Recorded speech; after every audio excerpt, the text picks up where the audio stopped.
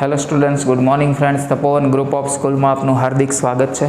ધોરણ 12 chapter number 5 સાતત્ય અને વિકલનમાં ગઈકાલના લેક્ચરમાં આપણે થિયરીની ચર્ચા કરેલી. સાતત્ય, સતત અને અસતતનો ખ્યાલ મેળવેલો. તો સતત કોને કહેવાય? તો એનું મૂલ્ય એટલે કે લક્ષ અને સીધું જ મૂલ્ય જો સમાન હોય તો એને સતત કહેવાય, અથવા ડાબા લક્ષ, જબા લક્ષ અને સીધું જ મૂલ્ય સમાન હોય તો એને આપણે સતત કહેતા હતા. આવું ન થતું હોય, સમાન ન આવતું હોય તો એને અસતત કહેતા હતા. તો અસતત હોવા માટેના કારણો તો કે ભાઈ એકાદાનું અસ્તિત્વ ન હોય તો પણ અસતત કહેવાય. અસ્તિત્વ હોય પણ ડાબા અને જબા અને સીધું જ મૂલ્ય ત્રણે સમાન ન હોય તો પણ તેને અસતત કહેતા હતા. એના પછી એક આપણે માનાંક વિધેયના 1-2 દાખલા લીધેલા, બરાબર. અને એક અગત્યનું પૂર્ણાંક ભાગ વિધેય છે બાકી રાખેલું, ને એના પછી ચિહ્ન વિધેયનું પણ તમને કીધેલું કે સતત છે કે કેમ. તો માનાંક વિધેય આર પર સતત, માનાંક વિધેય આર પર સતત, અને જે ચિહ્ન વિધેય છે એ r-0 પર સતત. ચિહ્ન વિધેય છે તે r-0 પર સતત, બાકી બધે 0 પાસે અસતત, 0 પાસે અસતત. તો એના પછી આગળનો પોર્શન આપણે જોઈએ. પછી પ્રતિવિધેય, એના ત્રિકોણમિતિ વિધેયો એના પ્રદેશ પર સતત છે, એનો સરવાળો કરો તો પણ બાદબાકી, ગુણાકાર, ભાગાકાર કે કમ્પોઝિટ એટલે કે સંયોજિત વિધેય એ પણ બધા સતત છે એના પ્રદેશ પર. ખ્યાલ છે? તો આગળ આપણે જોઈએ તો MCQ માટે પણ આ કામનું, તો કે મહત્તમ પૂર્ણાંક ભાગ વિધેય, મહત્તમ પૂર્ણાંક ભાગ વિધેય, મહત્તમ પૂર્ણાંક ભાગ વિધેય. આને ઇંગ્લિશમાં ફ્લોર ફંક્શન પણ કહેવાય. શું કહેવાય? Floor function. ઇંગ્લિશમાં આને કહેવાય ફ્લોર ફંક્શન. તો ચલો, કોઈ પણ વિધેય આપેલું હોય f from r to z, r to z. કેમ z? મહત્તમ પૂર્ણાંક ભાગ વિધેય. પૂર્ણાંક ભાગ એની વ્યાખ્યા, એની નામમાં જ પૂર્ણાંક આવી જાય છે. આનો જવાબ હંમેશા પૂર્ણાંક જ મળશે. કેવો મળશે?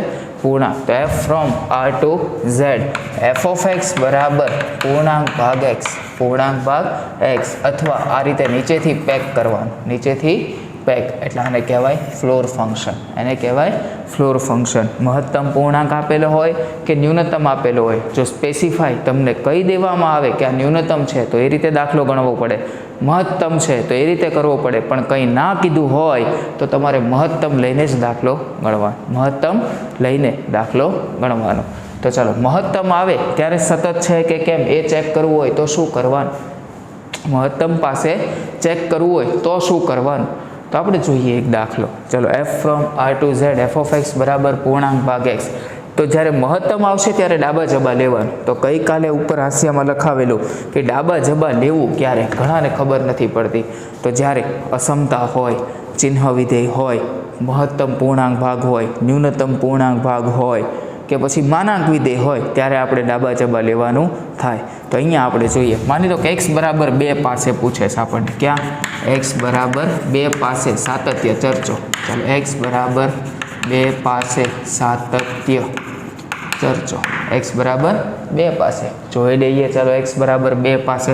તો f પહેલાં તો x બરાબર 2 પાસે મહત્તમ પૂર્ણાંક છે તો ડાબા લેવું પડશે. તો ડાબા લક્ષ limit x tends two 2 minus પૂર્ણાંક ભાગ x. 2 માઇનસનો મતલબ 2 કરતાં નાની, 2 કરતાં નાની. તો અહીંયા કોણ હોય? તો કે 1. માની લો કે અહીંયાથી હું કોઈ પણ કિંમત પસંદ કરું છું, એનું હું ચોરસ બ્રેકેટમાં મૂકું છું. મહત્તમનું કામ શું? ગઈ વખતે આવ્યું તો 11માં ત્યારે કીધું હતું, ભલે નામ મહત્તમ પણ કામ ઊંધું કરે. શું? તો કે 2 થી નાની કોઈ પણ જેટલી પણ સંખ્યા છે ને એમાં બધી પૂર્ણાંક સંખ્યા લેવાની. કેવી પૂર્ણાંક? કઈ કઈ? 1, 0, -1, -2, -3. લીધી નાની, એમાં મોટામાં મોટું કોણ? તો કે 1. એમાં મોટામાં મોટું કોણ? તો કે 1. આનો જવાબ કેટલો આવ્યો? 1. કેટલો આવે છે? 1. જબા ચેક કરીએ. ચાલો, જબા લક્ષ limit x tends two 2 plus પૂર્ણાંક ભાગ x. સંખ્યા રેખા ઉપર 2 પ્લસનો મતલબ 2 કરતાં મોટી. કોઈ પણ કિંમત પસંદ કરો, એમાંથી બધી નાની, એમાં મોટામાં મોટી કોણ આવે છે? 2. તો આનો જવાબ કેટલો? 2. કેટલો આવે છે? 2. એક્ઝેક્ટ જ્યારે 2 લેવામાં આવે ત્યારે f of 2 બરાબર પૂર્ણાંક ભાગમાં 2, પૂર્ણાંક ભાગમાં 2. તો આનો જવાબ કેટલો આવે? તો કે 2. બોલો તો 3 સમાન છે? ના.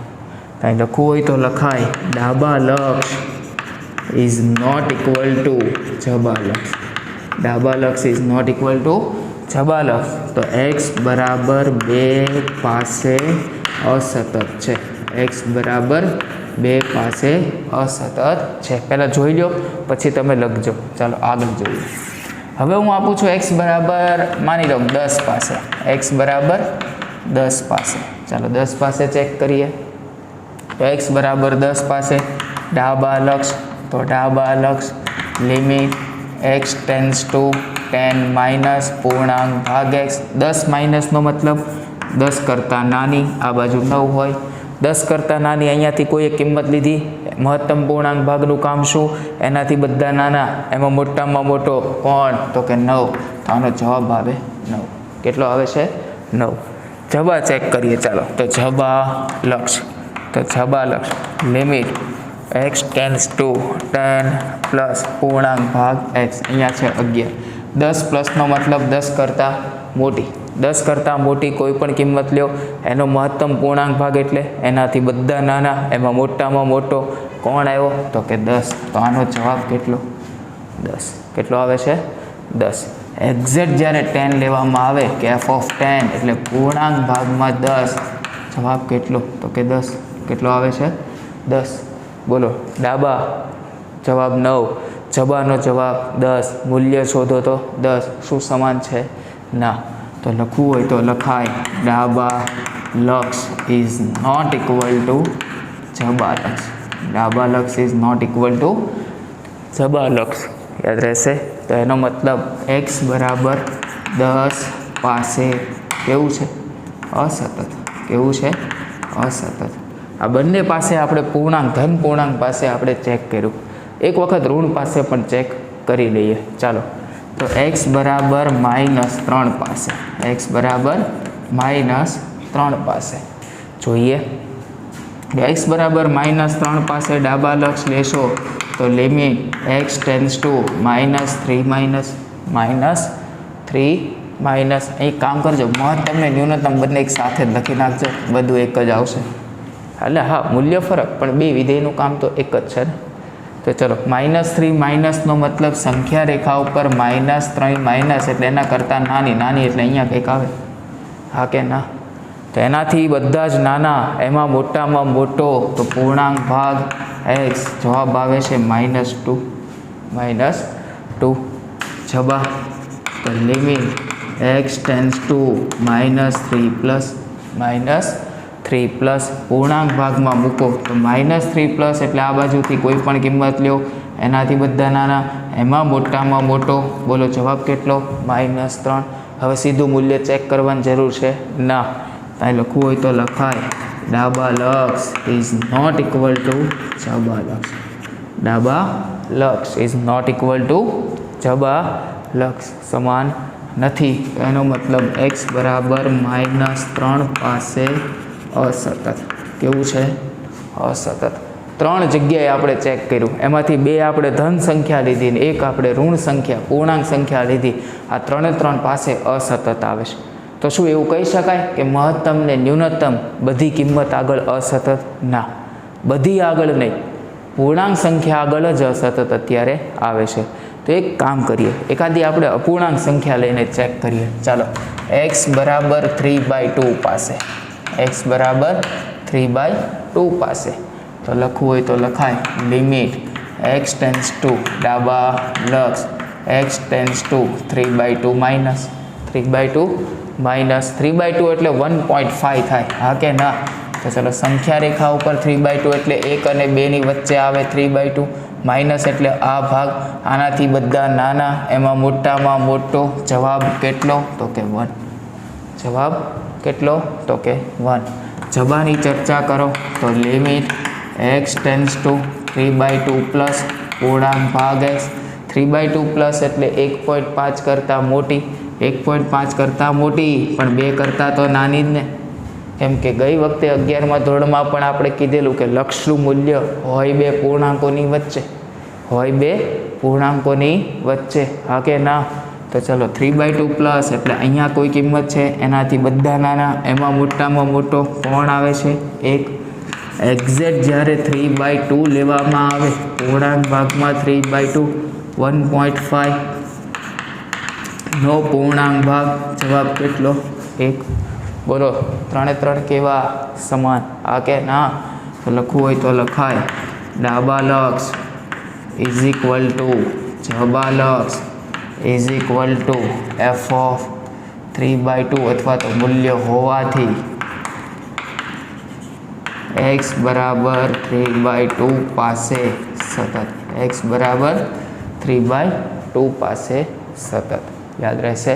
તો આ સતત થયું, આ બાજુ અસતત થાય છે. તો ક્યાં સતત? તો આટલું લખાણ કર્યા બાદ તમારે લખાય નોંધ કરીને f from r to z f of x બરાબર પૂર્ણાંક ભાગ x, પૂર્ણાંક ભાગ x, r માઇનસ z પર સતત, r માઇનસ z પર સતત. ખાલી z પૂછવું હોય તો z પર અસતત, z પર અસતત. યાદ રહેશે. તો મહત્તમ પૂર્ણાંક ભાગ વિધેય. પછી તો ગમે એવડી મોટી રકમ આપી હોય આવું આપે, f from r to r f of x બરાબર પૂર્ણાંક ભાગ x, x બરાબર 345 પાસે કેવું? તો કંઈ કિંમત મૂકવાની જરૂર નથી. 345 કેવા છે? તો કે ભાઈ ધન પૂર્ણાંક છે. પૂર્ણાંક સંખ્યા પાસે કેવું? તો કે અસતત. અપૂર્ણાંક પાસે? તો કે સતત. અપૂર્ણાંક પાસે સતત. યાદ રહેશે. એટલે પેલી જે નોંધ કરીને લખ્યું છે લખી જ નાખજો સાથે સાથે, એક જ સરખા દાખલા પણ એમાં વધારે આઈડિયા આવી જશે. MCQમાં તમારે એ નોટ યાદ રખાય. Got it? ચાલો જોઈ લો. ઓકે, ચાલો મહત્તમ ન્યૂનતમ પૂરું કર્યું. ત્યારબાદ આપણે ચિહ્નકાલ જોયેલું, ત્રિકોણમિતિ વિધેય અને ત્રિકોણમિતિ પ્રતિવિધેય પણ જોયેલું. આગળ જોઈએ બહુપદી વિધેય. એના પછી બહુપદીય વિધેય એટલે કે પોલિનોમિયલ ફંક્શન. કોઈ પણ રકમ આપેલી હોય f from r to r f of x બરાબર a0 a1 x a2 x નો વર્ગ અપ ટુ an x ની n ઘાત, x ની n ઘાત. બહુપદી r પર સતત છે, r પર સતત છે. આ કેમ ડાયરેક્ટ ખબર પડે? આમાં લક્ષ મૂકો અને સીધું મૂલ્ય મૂકો, શું ફરક પડે? કાંઈ નહીં. લક્ષ મૂકો કે સીધું મૂલ્ય મૂકો. x બરાબર તમને એમ કીધું 3 પાસે લક્ષ તપાસો, તમે શું કરશો? આગળ લિમિટ લખશો, પછી બધાને 3 મૂકશો. લક્ષ ન કીધું હોય, ખાલી મૂલ્ય કીધું હોય તો x ની જગ્યાએ શું મૂકશો? 3. તો એ તો સમાન જ આવવાનું. હા કે ના? હે? તો limit x tends two c f of x બરાબર f ઓફ c હોવાથી x બરાબર c પાસે સતત છે. x બરાબર c પાસે સતત છે. યાદ રહેશે.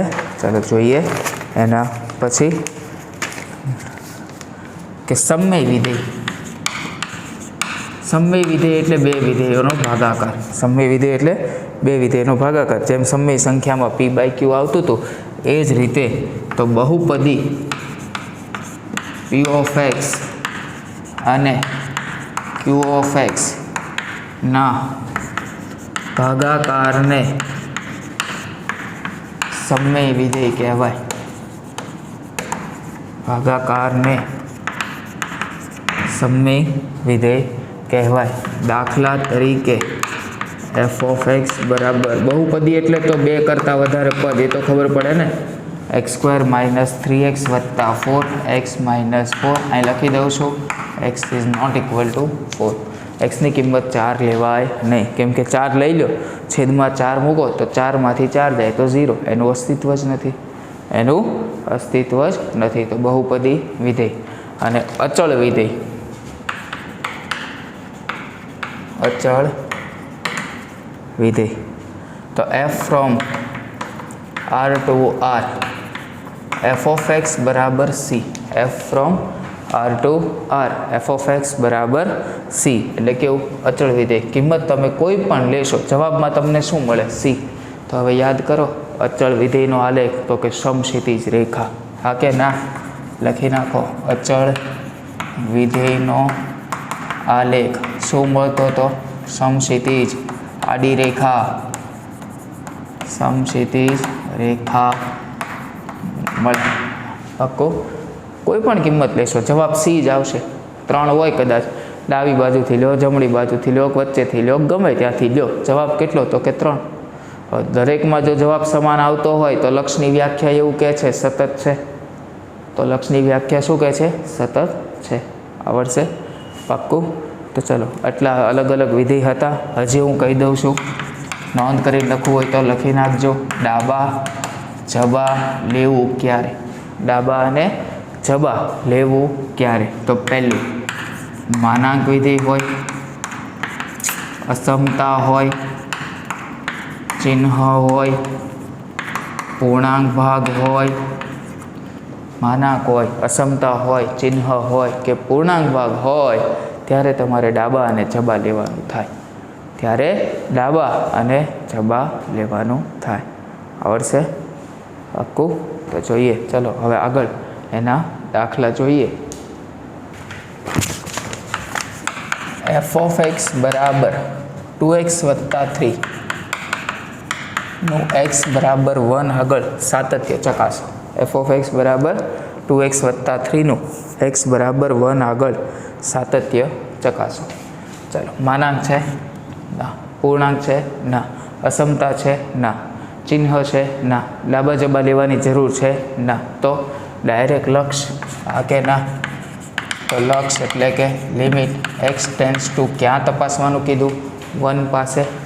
f ઓફ x, તો બોલો limit x tends two 1. f of x એટલે રકમ 2x વત્તા 3. 2x વત્તા 3. લક્ષ બંનેને આપવું હોય તો આપી શકાય, પણ x છે ત્યાં જ આપો ને. જ્યાં તમે xની જગ્યાએ 1 મૂકી દો એટલે આગળ લિમિટ લખવાની જરૂર નથી. તો 2 × 1 + 3 જવાબ આવે 5. જવાબ આવે છે 5. સીધું જ મૂલ્ય શોધવાનું કીધું હોય તો f ઓફ 1 બરાબર મૂકી દો ડાયરેક્ટ 2 × 1 + 3 તો પણ જવાબ આવે 5. બંનેમાં સમાન આવ્યું? તો કે હા. તો નીચે લાઈન લખી દેવાય, limit x tends two 1 f of x બરાબર f ઓફ 1 હોવાથી x બરાબર 1 પાસે સતત છે. x બરાબર 1 પાસે સતત છે. અને એમ પણ આ સુરેખ વિધેય છે. કેવું વિધેય છે? સુરેખ. તો સુરેખ વિધેય r પર સતત. સુરેખ વિધેય r પર સતત. યાદ રહેશે? થઈ ગયું? પહેલો દાખલો પૂરો. પહેલો દાખલો પૂરો. પાક્કું? એના પછીનું જોઈએ. f ઓફ x બરાબર x². ચાલો, f ઓફ x બરાબર x² અને x બરાબર 0. x બરાબર 0 આગળ એવું લખી દો ને. ચાલો, માનાંક નથી, પૂર્ણાંક નથી, અસમતા નથી, ચિહ્ન નથી, ડાબા જબા લેવાની જરૂર નથી.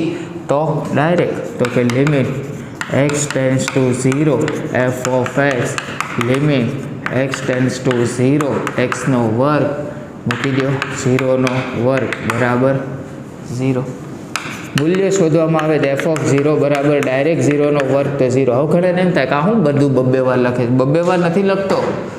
આગળ લક્ષ છે, અહીંયા પણ લક્ષ છે. સીધા મૂલ્યમાં લક્ષ હોય નહીં, એમાં લક્ષ હોય નહીં, તો એનો પણ જવાબ 0. તો લાઈન કઈ લખાય?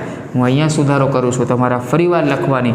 Limit x tends to 0 f of x બરાબર f ઓફ 0 હોવાથી x બરાબર 0 પાસે સતત છે. લક્ષ અને મૂલ્ય બંને સમાન. લક્ષ અને મૂલ્ય બંને સમાન. યાદ રહેશે? સતત છે. ચાલો જોઈએ એના પછીનો દાખલો. f ઓફ x બરાબર માનાંકમાં x. f ઓફ x બરાબર માનાંકમાં x બરાબર 0 પાસે. x બરાબર 0 પાસે. મસ્ત દાખલો છે. MCQમાં પણ ટીક માર્ક કરાય. ગઈકાલે આવી જ ગયો તો માનાંક વિધેય r પર સતત. માનાંક વિધેય r પર સતત. પણ માનાંક આવ્યું એટલે ડાબા જબા લેવું પડે. તો લઈએ પહેલાં ડાબા લક્ષ. ડાબા લક્ષ લિમિટ x ટેન્ડ્સ ટુ કોની પાસે? તો કે 0 માઇનસ. રકમ મૂકો તો કે માનાંકમાં x. આ લાઈન ઘણા લખે છે ને ઘણા નથી લખતા. પૂરા માર્ક આવતા હોય ને ત્યારે માર્ક આપે. x ટેન્ડ્સ ટુ 0 માઇનસનો મતલબ શું? x ટેન્ડ્સ ટુ 0 માઇનસનો મતલબ x ની કિંમત -1 થી 0 ની વચ્ચે છે. -1 થી 0ની વચ્ચે છે. તો -1 થી 0માં કિંમત હોય કેવી? તો કે ઋણ. કેવી હોય? ઋણ. જો માનાંકમાં ઋણ કિંમત તો માનાંકે જવાબ ઋણ આપ્યો. શું આપ્યો? ઋણ. ઋણ કિંમત છે તો માનાંક જવાબ શું આપે? ઋણ. માનાંકનું કામ શું? ધન બનાવવાનું. એ વાત સાચી, પણ ઋણ સંખ્યા હોય ને એનો જ ઋણ વડે ગુણાકાર. ઋણ સંખ્યાનો જ ઋણ વડે ગુણાકાર માનાંક કરે છે. બરાબર. હવે મૂકી દો 0. તો અહીંયા -0 લખો કે ના લખો કંઈ ફરક પડે ના. તો એ જ રીતે આગળ જોઈએ તો જબા લક્ષ limit x tends to 0 plus માનાંકમાં x 0 નો મતલબ 0 કરતાં મોટી. વિચારો limit x tends to 0 plus x tends to 0 plus એટલે 0 કરતાં મોટી એટલે 0 અને 1ની વચ્ચે કિંમત હોય કેવી? તો કે ધન. ધન હોય તો માનાંકને કાંઈ કરવાનું જ નહીં. x ના x મૂકી દો 0. જવાબ શું આવ્યો? 0. સીધું જ મૂલ્ય જોવામાં આવે તો f(0) બરાબર માનાંકમાં 0. જવાબ શું? 0. જમણી બાજુનો 0, ડાબી બાજુનો 0, 3 એ 3નો સમાન. વિધેય કેવું? સતત. નીચે લાઈન લખાય limit x tends to 0 minus f(x) બરાબર limit x tends to 0 plus f(x) બરાબર f(0) હોવાથી x બરાબર 0 પાસે સતત છે. x બરાબર 0 પાસે સતત છે. આવડશે? દાખલો ટીક કરજો. ચલો આગળના દાખલા તરફ પ્રયાણ કરીએ. ને પછીનો દાખલો f(x) બરાબર છગડિયા કૌંસમાં x³ વત્તા 3 અને 1 x not equal to 0 x equal to 0 x not equal to 0 x equal to 0 અને x બરાબર 0 પાસે એને ચકાસવાનું કીધું છે. ચાલો કદાચ ન કીધું હોત ને તો પણ એ કિંમત ક્યાં છે ને એ તમને જોઈને ખબર પડી જવી પડે. કઈ કિંમત આગળ? તો કે 0 પાસે. સારું. માનાંક છે? ના. અસમતા? ના. બે ભાગ છે એટલે અસમતા છે એવું ના કહેવાય. પૂર્ણાંક ભાગ? નથી. ચિહ્ન વિધેય? નથી. તો ડાબા જબા લેવાનું? ના. ડાયરેક્ટ જ થાય. તો 0 પાસે આપણે લક્ષ એનું તપાસીએ અને મૂલ્ય પણ ચેક કરીએ કેટલું થાય છે તે. તો ચાલો. અને હા બીજી વાત, આ જે પેટા પ્રશ્નો હોય ને એને આ રીતે એકમાંથી બે અલગ અલગ કરેલા હોય છે. એ કાઉન્સ કોઈ પૂરું ન કરતા. એક સારી એવી સ્કૂલના પ્રિન્સિપાલે આ ભૂલ કરી હતી. પ્રિન્સિપાલ હતી કોમર્સની, પણ આપણે પેપર હોય ને તો આપણને પ્રિન્સિપાલ એવું કે 2 દિવસ વહેલા પેપર જમા કરાવો. એટલે આપણે કરાવી દઈએ. પછી શું કર્યું કે તમારા પેપરમાં સુધારો છે. મેં કીધું કેમ? તો એના છગડીયો કાઉન્સ પૂરો કરી નાખ્યો. ના ભાઈ, એકમાં બીજા પેટા પ્રશ્નો પૂરા થતા હોય ને એટલે છગડીયો કાઉન્સ પૂરો કરવાનો નહીં. છગડીયો કાઉન્સ પૂરો કરવાનો નહીં. બરાબર? ચાલો તો ચલો લક્ષ પહેલાં તો શોધીએ. તો લક્ષ કોની પાસે? તો કે 0 પાસે. તો limit x tends to 0 f(x) x tends to 0 નો મતલબ તો ખબર છે ને? xની કિંમત 0ની ખૂબ જ નજીક છે. xની કિંમત 0ની ખૂબ જ નજીક છે. 0 નહીં એનો મતલબ આ નોટ ઇક્વલ ટુ 0.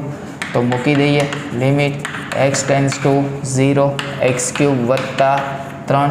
જ્યાં xની જગ્યાએ 0 મૂકી દો. લેવાની નહીં પણ મૂકી તો દેવાની. હા કે ના? લેવાની નહીં પણ મૂકી દેવાની. મૂકી દો 0ની 3 ઘાત વત્તા 3. જવાબ કેટલો? 3. જવાબ કેટલો? 3. જબા ચેક કરીએ. ચાલો તો જબા લક્ષ ડાબા જબા લેવાનું જ નથી. મૂલ્ય ચેક કરીએ.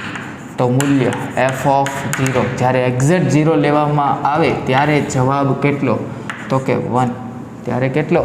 1. શું બંને સમાન છે? ના. બંને સમાન છે? ના. તો એનો મતલબ સતત નથી. લખવું હોય તો લખવાનું limit x tends to 0 f(x) is not equal to f(0) હોવાથી x બરાબર 0 પાસે અસતત અથવા સતત નથી.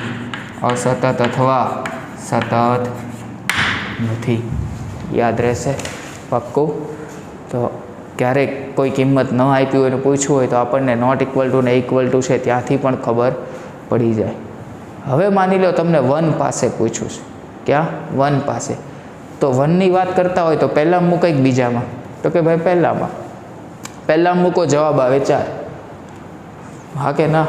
સીધું મૂલ્ય તે ચેક કરો તો પણ જવાબ આવે 4, અને લક્ષ લેશો તો પણ જવાબ આવશે 4, સમાન જ આવશે. એનો મતલબ 0 સિવાયની કોઈ પણ કિંમત આગળ અસતત થાય. 0 આગળ અસતત, પણ 0 સિવાયની કોઈ પણ કિંમત આગળ અસતત થાય. યાદ રહેશે? પાક્કું? ચલો આગળનું જોઈએ.